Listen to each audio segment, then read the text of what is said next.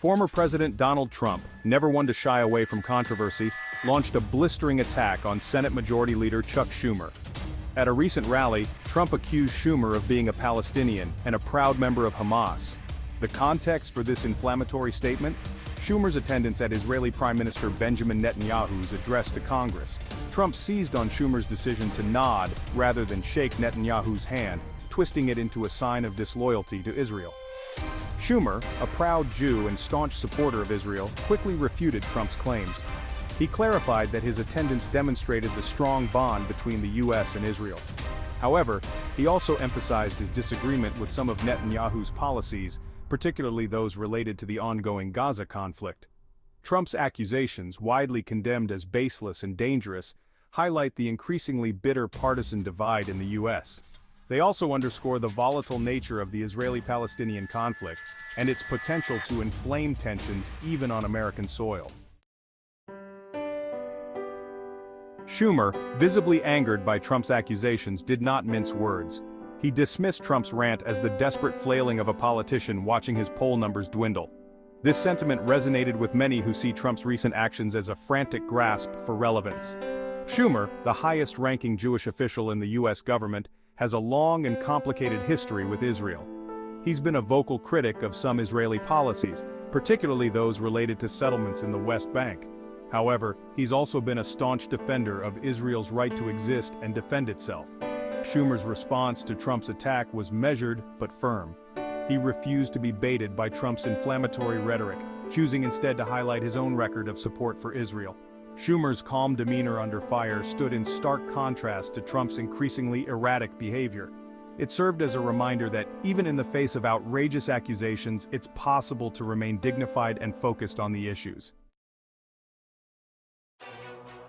Trump didn't stop with Schumer. He also took aim at Vice President Kamala Harris, criticizing her for not attending Netanyahu's congressional address. In a move that shocked many, Trump accused Harris of disliking Jewish people. This accusation was particularly galling given that Harris's husband, Doug Emhoff, is Jewish. Harris, for her part, chose not to engage with Trump's attacks directly.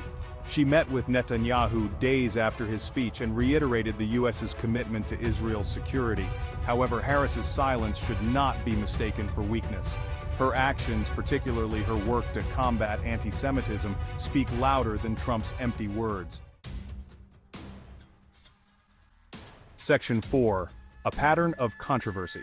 Trump's attacks on Schumer and Harris are not isolated incidents.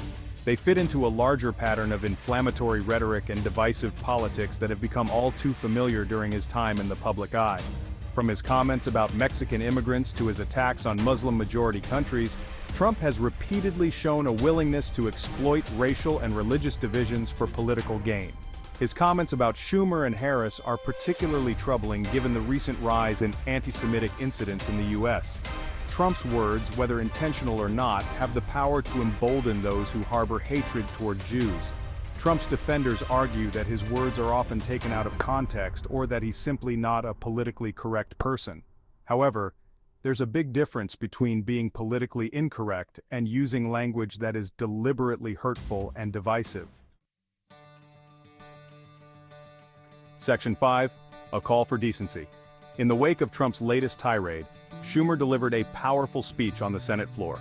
He condemned Trump's use of anti-Semitic tropes and called for a return to civility in American politics. Schumer's words were a much-needed reminder that words have consequences. They can be used to heal or to hurt, to unite or to divide. In an increasingly polarized political climate, it's more important than ever to choose our words carefully. We must reject the politics of division and hate, and instead embrace a vision of America that is inclusive and respectful of all. This is not just a matter of political correctness. It's about fundamental human decency. We must be better than this.